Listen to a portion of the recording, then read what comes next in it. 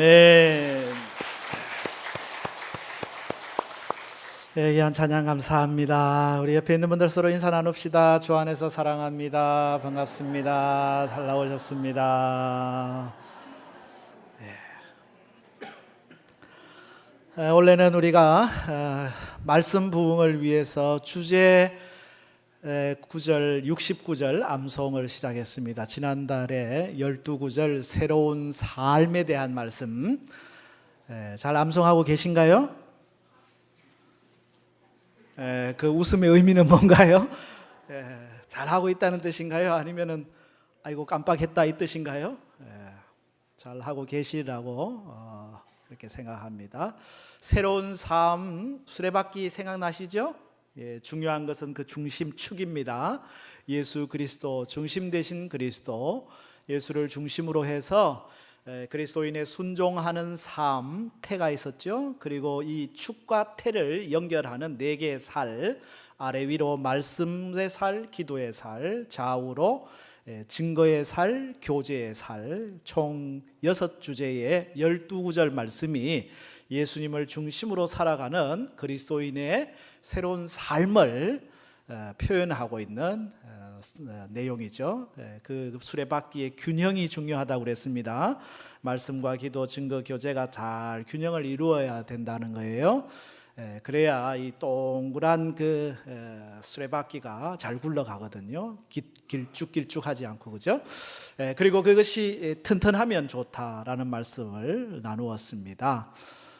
하나님의 말씀을 암송하는 것, 마음에 새기는 겁니다. 신명기 6장에서 하나님의 말씀을 내 손목에다가 내 이마에다가 또 문설주에다가 붙여 놓으라고 하시는 것은 그냥 형식적으로 그렇게 하라는 얘기가 아니고요, 늘 하나님의 말씀이 내 눈이 가는 곳마다, 내 생각이 가는 곳마다 있어서 마음에다가 그 말씀을 새기라고 하는 그런 말씀이에요. 그래서 말씀을 암송한다고 하는 것은, 암송된 말씀은 우리 필요할 때 그 말씀이 우리의 삶에 무기가 되거든요. 그래서 계속해서 말씀을 잘 암송할 수 있기를 바랍니다. 여러분 냉장고에도 붙여놓고 또 뭡니까 이거 설거지 할 때 앞에 싱크대 쪽에도 붙여놓고 화장실 안에도 이렇게 하나 붙여놓고, 제가 볼 때는 저한테는 화장실에 붙여놓은 게 제일 유용해요. 어차피 앉아 있는 거니까 딴 거 안 하고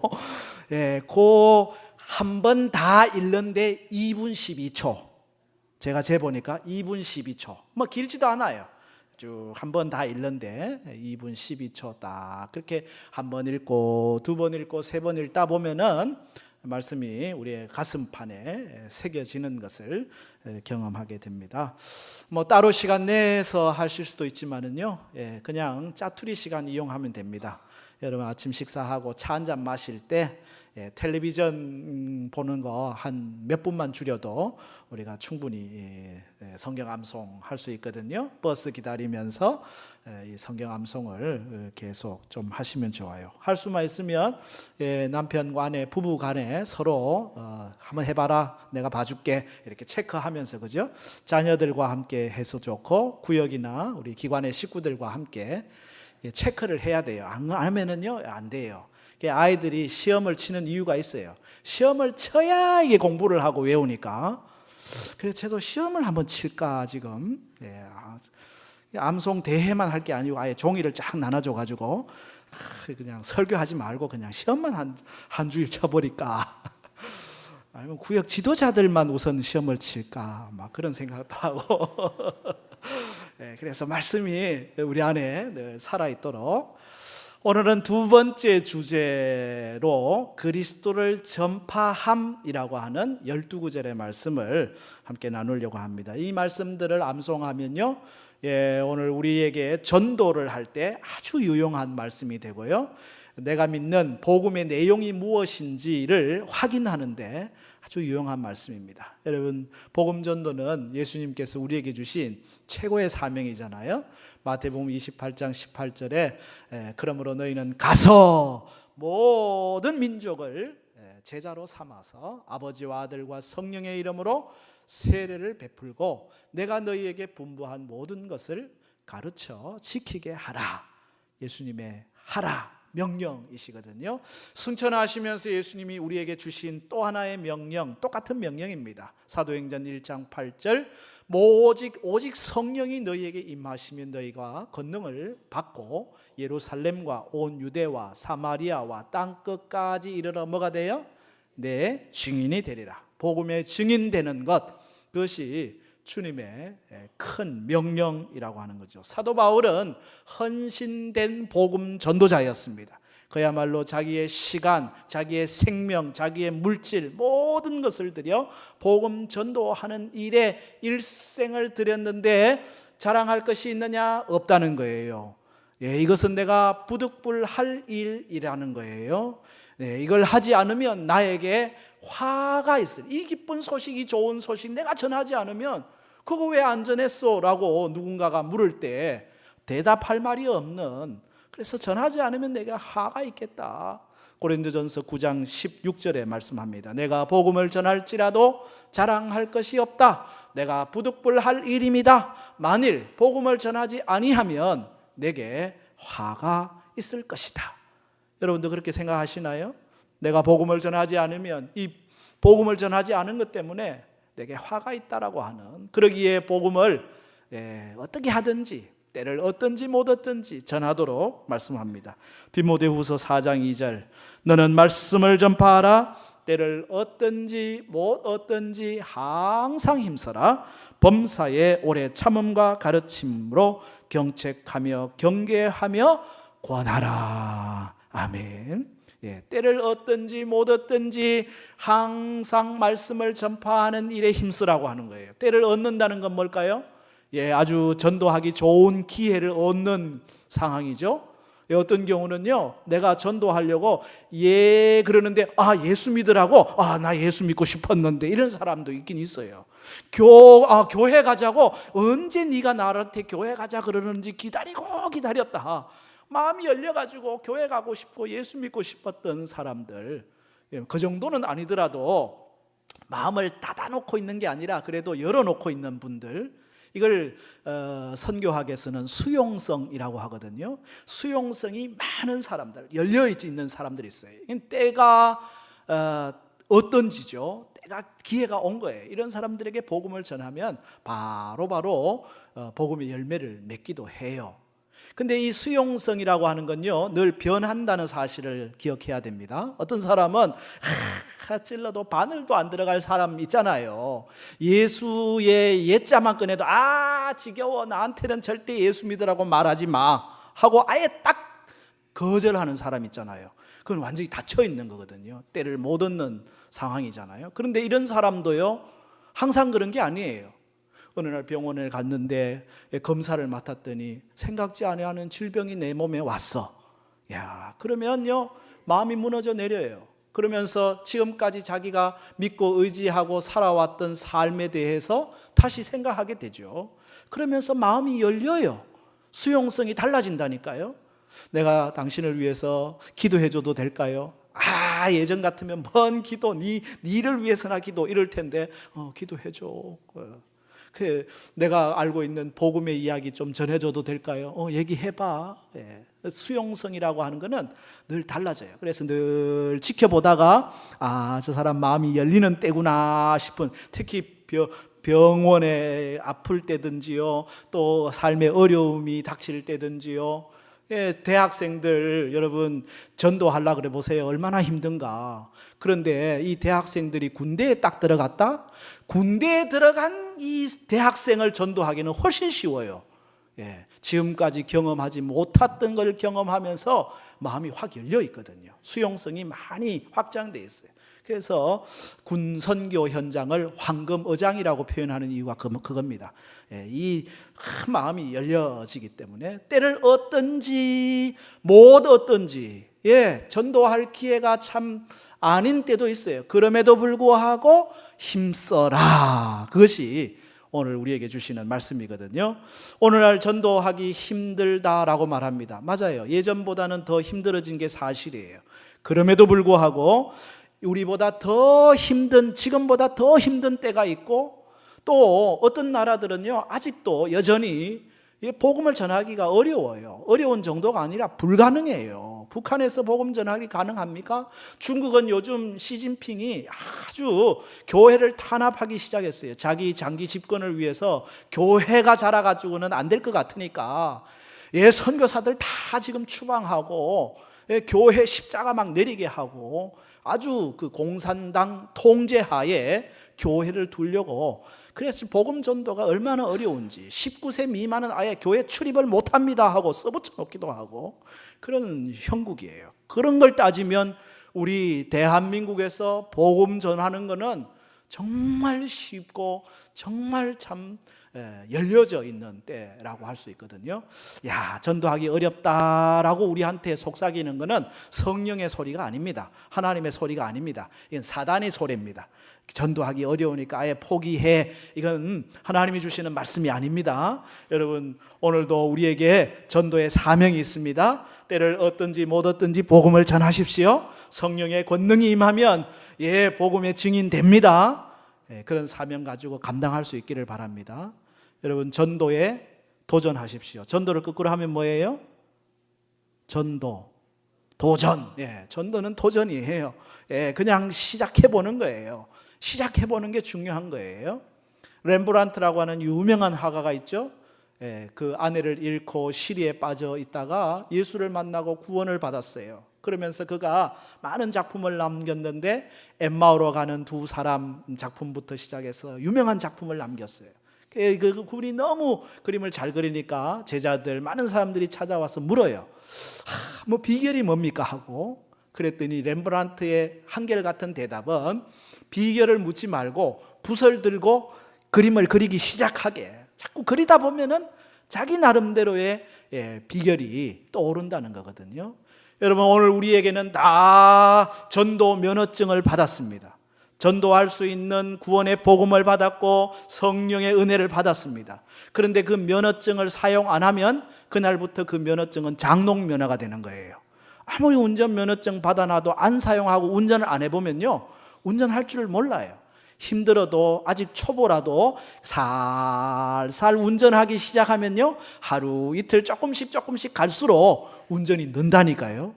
전도도 마찬가지입니다. 우리의 전도의 그 면허증을 가지고 좀 서툴지만은 자꾸 하다 보면은 조금씩 처음에는 막 두려워요. 덜덜 떨려요. 전도할 수 있겠나 하게요. 그러나 한번 해보면요, 조금 용기가 생기고요. 또 뭐 휴지총도 한번 받고 뭐 이러면서 그러면서 이제 그 전도의 노하우가 생겨나는 거거든요. 전도에 도전할 수 있기를 바랍니다. 전도는 우리에게 주신 최고의 사명이에요. 교회는 유람선이 아닌 거 아시죠? 교회는 어선입니다. 군함입니다. 유람선은 유람이 목적입니다. 그렇기 때문에 그냥 고용된 일꾼들, 뭐 교육자나 직원들만 일하고 나머지는 그냥 유람하려고 생각하기 쉬워요. 그러나 교회는 유람선이 아니라 어선입니다. 무슨 어선? 사람 낚는 어부들이 일하고 있는 어선. 어선에 노는 사람이 있나요? 다 자기 역할이 있는 거예요. 열심히 고기잡이 하기 위해서 그야말로 비린내를 맡으면서 열심히 하는 거거든요.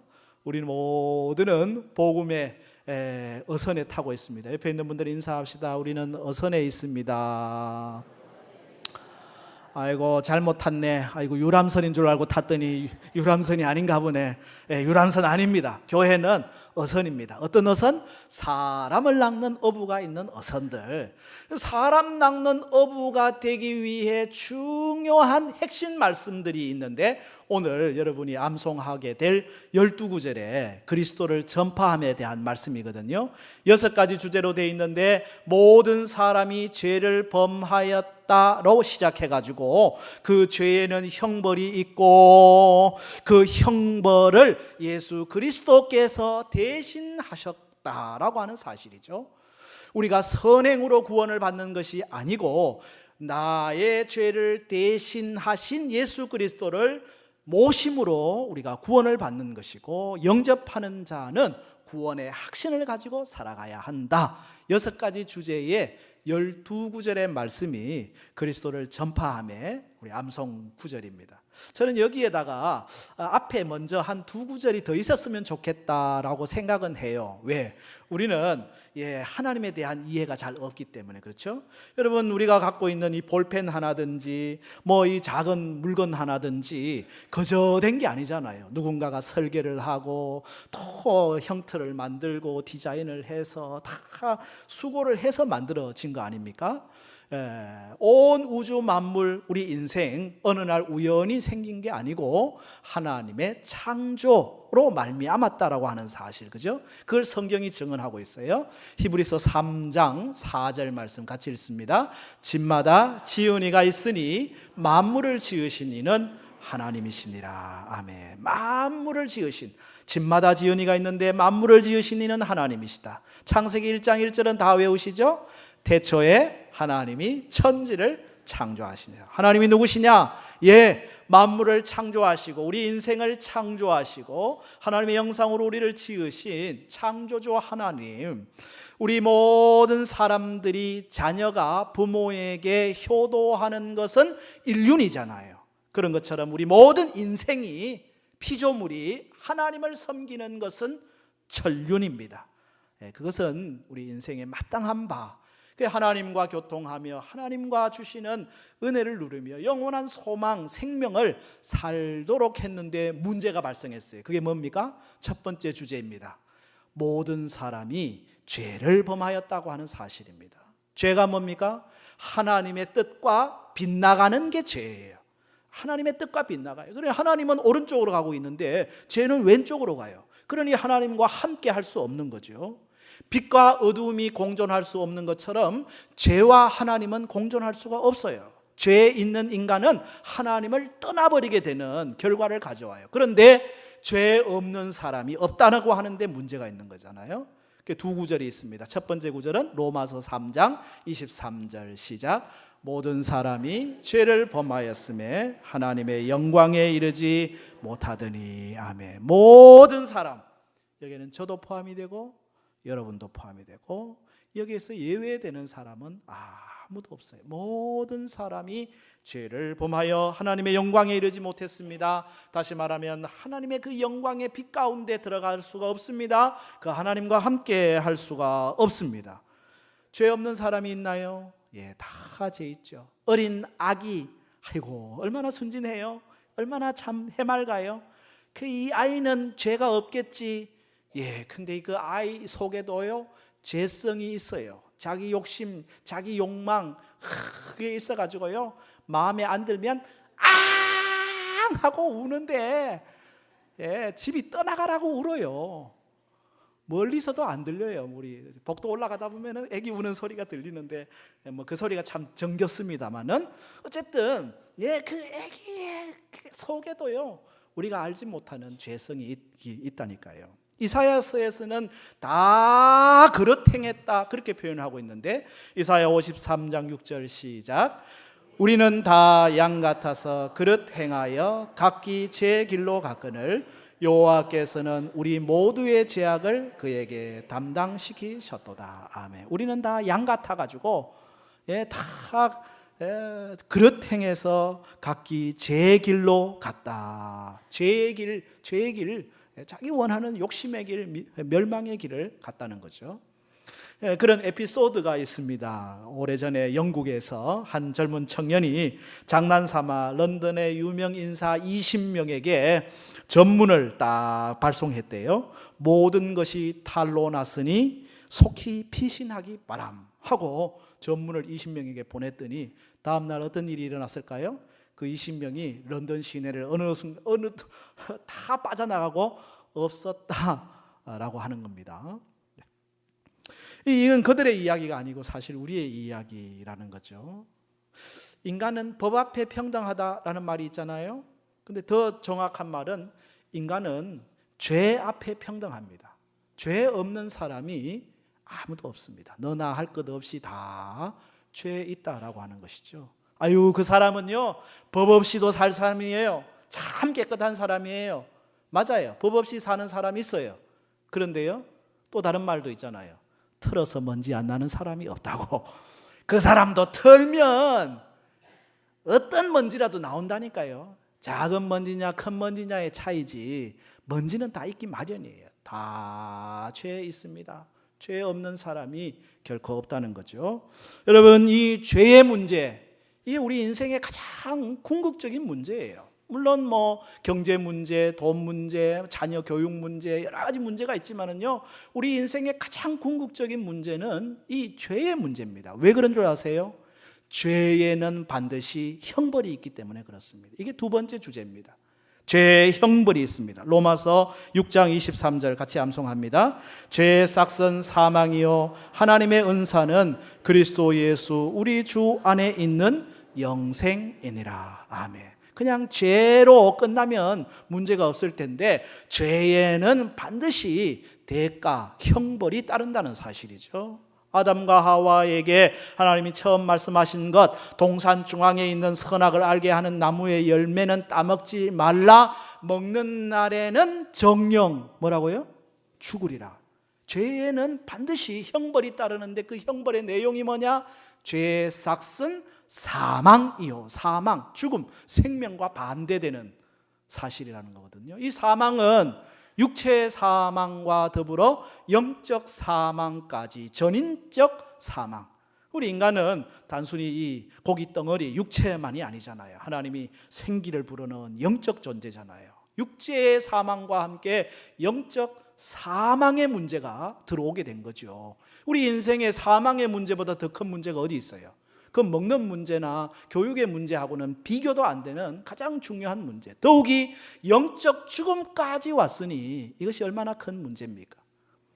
히브리서 9장 27절에 말씀하죠. 한번 같이 암송합니다. 한번 죽는 것은 사람에게 정하신 것이요 그 후에는 심판이 있으리니. 그렇습니다. 한번 죽는 것, 이 육체의 죽음은 우리에게 이 죄의 결과로 사망이 우리에게 왔어요. 그런데 더 중요한 건 그 후에 심판이 있다. 죽음으로서 끝이 아니고요, 그때는 두 번째 죽음이냐 생명이냐를 나누는 영적 영벌과 영생이 나누어지는 것입니다. 죄에는 형벌이 있어서 영벌이 올 수 있고요, 의에게는 영생이 온다는 사실이거든요. 심판이 죽은 후에 있다, 그것을 우리가 만약 인정하지 않는다면, 아이고 죽으면 끝이지 뭐가 심판이 있어, 그러면 예수 믿을 이유가 없어요. 그냥 오늘도 여기 교회 나오시지 말고 들로 가고 바다로 가고 좋은 데 가서요 잘 먹고 놀고 잘 해야 돼. 왜? 죽으면 끝나는데. 그러나 우리의 삶은 죽음이 끝이 아니라는 사실을 성경은 말씀하고 있거든요. 한 번 죽는 것은 사람에게 정하신 것이요 그 후에는 심판이 있다라고 하는 사실입니다. 내일 비가 온다는 일기예보가 있어요. 그런데 내일 아침에 출발할 때 일기예보에 비 온다 그랬으니까 우산 들고 가는 게 낫겠습니까? 안 들고 가는 게 낫겠습니까? 아이고 기상청 예보는 못 믿어. 그러고 우산을 안 들고 가서 비가 안 오면 다행이지만 비가 오면 낭패를 보는 거잖아요. 성경은 기상청 예보가 아닙니다. 하나님의 말씀은 변함없는 신실하신 말씀입니다. 죽음 후에 심판이 있다고 말씀했어요. 그러므로 심판을 예비하는 자에게는 복이 될 줄로 믿습니다. 그 예비가 뭐예요? 그 우산이 뭐예요? 그게 복음이에요. 우리를 죄에서 건져내는 생명의 복음. 그 복음이 뭡니까? 그리스도가 형벌을 대신했다라고 하는 것입니다. 죄의 형벌이 엄중한데, 사망인데, 그 사망의 형벌을 예수 그리스도가 대신 담당하셨다. 이게 복음이죠. 이게 놀라운 소식이죠. 이게 굿뉴스입니다. 로마서 5장 8절을 같이 암송합니다. 우리가 아직 죄인 되었을 때에 그리스도께서 우리를 위하여 죽으심으로 하나님께서 우리에 대한 자기의 사랑을 확정하셨느니라. 아멘. 우리가 아직 죄인 되었을 때에 그리스도께서 우리를 위하여 죽으셨어요. 그리스도께서 우리를 위하여 죽으셨어요. 예수님의 죽으심은 자기 자신을 위한 죽음이 아닌 우리 모든 죄 가운데 죽을 인생을 위한 대속의 속량의 죽음이었다는 거예요. 아니 예수님이 나를 어떻게 안다고 나를 위해 죽었대요? 하나님이 어떻게 왜 나한테 나를 대신해서 죽었대요? 이유는 한 가지입니다. 사랑하기 때문에. 사랑하기 때문에. 하나님께서 우리에 대한 자기의 사랑을 확증하셨느니라. 우리 인생을 사랑하시는 하나님, 우리를 너무나도 사랑하시는 하나님, 독생자를 아낌없이 내어주시면서 구원 얻기를 원하셨다고 하는 사실이거든요. 여러분은 하나님이 지극히 사랑하는 사람들입니다. 나는 보통 사람이 아닙니다. 하나님이 지극히 사랑해서 독생자를 내어주시는 그 사랑의 대상입니다. 예수님이 우리를 십자가 위에서 죄의 형벌을 대신 담당하셨습니다. 베드로전서 3장 18절도 같은 말씀입니다. 같이 암송합니다. 그리스도께서도 단번에 죄를 위하여 죽으사 의인으로서 불의한 자를 대신하셨으니 이는 우리를 하나님 앞으로 인도하려 하심이라. 육체로는 죽임을 당하시고 영으로는 살리심을 받으셨으니. 아멘. 예수님이 우리를 위하여 대신 죽으심으로 우리를 하나님 앞으로 인도하시기를 원하셨다고 하는 사실. 우리가 믿는 구원의 복음은 내가 죄의 형벌을 받아 마땅한데 예수님이 단번에 죄를 위하여 죽으심으로 의인으로서 불의한 자를 대신하셨다고 하는, 그래서 하나님께로 인도했다고 하는 구원의 복음이거든요. 전에 언제 한번 영상을 보여드린 적이 있습니다. 체코의 단편 영화 모스트라고 하는, 다리라고 하는 뜻의 영화인데요. 그 다리는 저런 도개교입니다. 배가 지나갈 때는 이렇게 다리가 들렸다가 또 기차가 지나갈 때는 다리가 내려가지고 기차가 지나가는, 이 도개교에 근무하는 아버지의 실화 이야기입니다. 아들과 함께 그날도 이 도개교 근무를 위해서 이제 아들과 함께 갔어요. 아들은 물가에서 놀게 하고 배가 오니까 올 시간이 되어가지고 기계실에 올라가서 이제 다리를 열었습니다. 그 배가 이제 지나가게 되죠. 대신 기차는 못 오도록 빨간불을 신호를 해놨어요. 멀리서 기차가 달려오는데 아마 기관사가 그 빨간불을 놓친 것 같습니다. 계속해서 손살같이 기차가 달려옵니다. 그 광경을 아들이 먼저 봤어요. 저 기차가 빨리 달려오네. 저러면 기차에 있는 손님들이 다 사고를 당할 텐데. 아버지를 부르지만은 아버지는 기계실 속에 기계 소음 때문에 아들의 소리를 못 듣죠. 그래서 아들이 아버지를 못 들으니까 이 아들이 직접 그 안에 들어가 가지고 이 레바를 당기기 위해 들어갔다가 그냥 그 속에 끼어버리고 말게 되죠. 아버지는 이 사실을 제대로 잘 모릅니다. 기차가 달려오는 걸 느낍니다. 아들을 찾아봤는데 아들이 보이지 않습니다. 그 아들이 그 기계실 속에 끼어 있는 게 눈에 들어옵니다. 갈등하게 되죠. 이 다리를 내려야 될 것이냐, 아들을 살려야 될 것이냐. 자기 아들을 희생하면서 그 다리를 내리고 기차가 지나가도록. 그 기차 안에 있는 손님들은 아무도 모릅니다. 그들이 살 수 있었던 이유가 아버지의 눈물, 아들의 희생이 있었다는 사실을 아무도 모르죠. 실화를 바탕으로 한 이 영화의 이야기는 어찌 보면 성경의 하나님 아버지 그 아들 예수의 이야기이기도 합니다. 우리가 구원받고 생명 얻은 것은 하나님 아버지의 우리를 향한 눈물, 아들의 희생을 통해서 구원받았다고 하는 사실이죠. 예수 그리스도가 우리를 대신하여 형벌을 받으셨다. 이것이야말로 복음 중에 복음이죠. 우리가 구원 얻게 되었다고 하는, 생명 얻게 되었다고 하는 소식이거든요. 여러분, 우리가 선행으로 구원받을 수 있다면 얼마나 좋겠어요. 그런데 선행으로 구원받지 못한다고 하는 게 문제이거든요. 여러분, 우리의 행위로 구원되는 것이 아닙니다. 우리의 율법으로, 우리의 도덕으로, 우리의 수양으로 구원 얻을 수 있는 사람이 없어요. 왜요? 인간은 전적으로 부패한 존재이기 때문에. 종교개혁자 깔뱅의 말을 빌리면 인간은 전적 부패, 전적 타락한 존재. 그래서 부패하거나 타락하지 않은 구석이 없는, 전적으로 타락하고 부패한 우리가 아무리 수고하고 노력하고 애쓴들 하나님께로 갈 길이 없다는 거예요. 오직 길은 하나님이 내신 길, 나는 길이요 진리요 생명이니 나로 말미암지 않고는 구원을 얻을 자가 없다고 하는 하나님이 내신 길, 하나의 유일한 길, The one way, 예수 그리스도밖에 우리의 선행으로 구원을 얻을 수 없다는 사실이죠. 에베소서 2장 8절과 9절 말씀이 그 말씀입니다. 함께 암송합니다.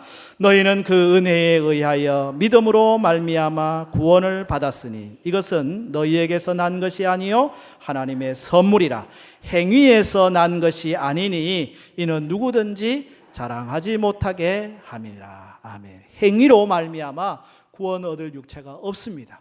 구원은 오직 하나님의 선물로만 가능한 거죠. 은혜로만 가능한 것이죠. 십자가를 통하여 우리가 구원함을 얻는 것입니다. 디도서 3장 5절 말씀도 같은 말씀입니다. 암송합니다. 우리를 구원하시되 우리의 행한 바 의로운 행위로 말미암지 아니하고 오직 그의 긍휼하심을 따라 중생의 씻음과 성령의 새롭게 하심으로 하셨나니. 아멘. 오직 하나님의 긍휼, 하나님의 자비, 하나님의 은혜, 그거 외에는 구원의 길이 없다고 하는 사실입니다. 선행으로 구원받는 것이 아닙니다. 오직 하나님의 은혜, 은혜, 은혜. 은혜로다 주의 은혜, 변함없는 신실하신 주의 은혜. 은혜로 우리가 구원함을 받습니다. 이 은혜가 하나님께서 우리 모든 이들에게 주어졌습니다. 그런데 누가 구원을 받습니까? 그 은혜를 받아들이는 사람, 그죠? 그리스도를 모셔야, 그래야 구원함을 받아요. 요한복음 1장 12절은 여러분이 이미 암송하고 계실 텐데 같이 암송합니다. 영접하는 자 곧 그 이름을 믿는 자들에게는 하나님의 자녀가 되는 권세를 주셨으니. 아멘. 누구나 구원받을 수 있지만 누구나 구원받지는 않아요. 왜? 하나님은 영접하는 자에게 구원을 약속하셨거든요. 믿는 자에게 구원을 약속하셨거든요. 하나님이 모든 사람이 다 구원받도록 그냥 하신 게 아니라는 거죠. 창세기에서 인간을 하나님이 창조할 때 자유의지를 주었잖아요. 선악을 알게 하는 나무 열매를 먹을 수도 있고 안 먹을 수도 있고, 하나님 말씀에 순종하면서 하나님을 섬길 수도 있고 거역할 수도 있고, 하나님은 로봇을 만들어가지고 그냥 당연히 하나님을 섬기는 그런 존재를 만들지 않았어요. 하나님은 그냥 우리 모두가 다 구원받게 하지 않으셨어요. 예수 그리스도의 그 하나님 사랑을 인정하고 영접하고 믿는 자에게 구원을 약속하고 계시거든요. 근데 얼마나 쉬운 방법입니까? 영접하는 것, 믿는 것, 뭐 다른 걸 요구하는 게 아니잖아요. 그러니 구원은 너무 쉬워요. 어린 아이도, 나이 든 어른도, 많이 배운 사람도, 안 배운 사람도, 있는 사람도, 없는 사람도 누구나 다 구원의 백성이 될 수 있는, 영접하는 자고 그 이름을 믿는 자들에게는 하나님의 자녀가 되는 권세를 주셨다. 이 시간 예수 그리스도를 여러분이 영접하고 계십니까? 예수 그리스도가 나의 죄를 위하여 십자가에서 내 대신 모든 형벌을 담당하셨다는 사실을 믿습니까? 그 믿음이 우리를 구원에 이끌고 그 믿음이 우리를 하나님의 자녀가 되게 하는 능력이 됩니다. 영접한다고 하는 것, 믿는다는 것 참 쉬운 일입니다. 한편으로는 또 어려운 일이기도 해요. 왜? 영접하려면요, 내 안에 있는 것은 다 빼내야 되잖아요. 내게 가득 찼는데 들어올 구멍이 없잖아요. 내 모든 죄, 내 모든 옛생활, 내 모든 내가 주인 되었던 삶, 이걸 다 내려놓아야 진정한 영접이 가능한 거거든요. 요한계시록 3장 20절 말씀도 영접에 대한 말씀입니다. 같이 암송합니다. 볼지어다 내가 문 밖에 서서 두드리노니 누구든지 내 음성을 듣고 문을 열면 내가 그에게로 들어가 그와 더불어 먹고 그는 나와 더불어 먹으리라. 아멘. 그렇습니다. 문 밖에서 두드리고만 계셔요. 문을 열고 들어오지는 않으신다니까요. 문은 누가 열어요? 내가 열어야 돼요. 그 음성을 듣고 수고하고 무거운 짐진 자들아 다 내게로 오라. 예수님이 우리의 모든 수고하고 무거운 짐을 지셨군요. 죄의 형벌을 지셨군요. 십자가 보혈을 흘려주셨군요. 할렐루야, 감사합니다. 예수님 믿겠습니다. 주님이 내 모든 죄와 죽음을 다 해결하셨음을 믿습니다 하고 마음의 문을 열면 주님이 우리 안에 들어와셔서 그와 더불어 먹고 그는 나와 더불어 마시리라. 하나님과의 교제, 참 하늘의 기쁨, 참 소망, 참 행복을 경험하게 된다는 사실이거든요. 선행으로 구원받는 것이 아니고 그리스도를 모셔야 구원을 받습니다. 그리스도를 모신 자에게 구원의 은총이 있습니다. 여러분에게 그리스도를 모신 확신이 있습니까? 구원의 확신이 있습니까? 성경은 예수 그리스도를 영접한 자에게 영생의 은혜가 있음을 두 번, 세 번 계속 강조하거든요. 구원의 확신의 말씀 두 구절, 요한일서 5장 13절을 같이 암송합니다. 내가 하나님의 아들의 이름을 믿는 너희에게 이것을 쓰는 것은 너희로 하여금 너희에게 영생이 있음을 알게 하려 함이라. 아멘. 요한복음 5장 24절, 내가 진실로 진실로 너희에게 이르노니 내 말을 듣고 또 나 보내신 이를 믿는 자는 영생을 얻었고 심판에 이르지 아니하나니 사망에서 생명으로 옮겼. 아멘. 그렇습니다. 예수 그리스도를 믿고 또 고백하는 자에게는 영생이 이미 임했습니다. 심판이 이미 지나갔습니다. 사망에서 생명으로 옮겨졌습니다. 구원의 확신, 나는 구원받은 하나님의 백성이라고 하는 이 확신, 여러분 안에 이 확신이 있기를 바랍니다. 내가 예수를 믿긴 믿는데 구원 받았는지, 천국 갈지 안 갈지, 오늘 죽어도 천국 갈 줄로 믿습니까? 예, 믿는 자에게 이 확신이 필요하다니까요. 이 구원의 확신을 가지고 믿음으로 살아가는 것입니다. 그것이 믿는 자의 삶입니다. 그리스도를 전파함, 이 12구절의 말씀은 오늘 나에게 허락하신 하나님의 놀라운 복음이 무엇인지를 가르쳐주는 말씀이고, 동시에 이 말씀을 가지고 누군가에게, 그래요, 우리가 하나님의 창조한 사람이에요. 우리는 다 죄 가운데 죄 없는 사람이 없어요. 죄에는 형벌이 있어요.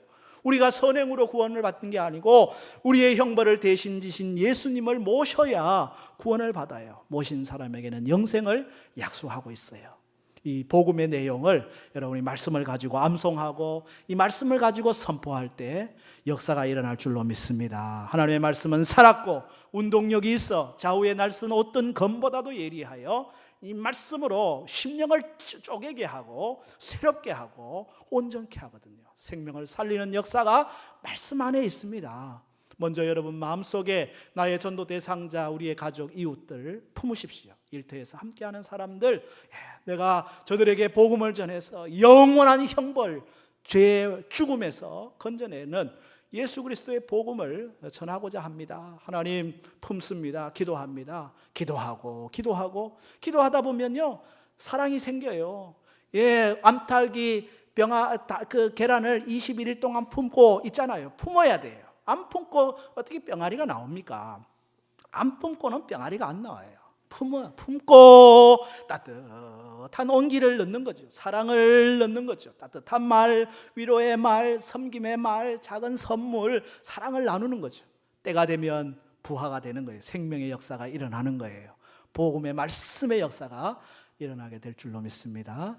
여러분이 말씀을 암송하면서 말씀의 부흥, 이 그리스도를 전파함의 말씀을 암송하여 전하면서 전도의 부흥을 경험하는 은혜가 있기를 주의 이름으로 축복합니다.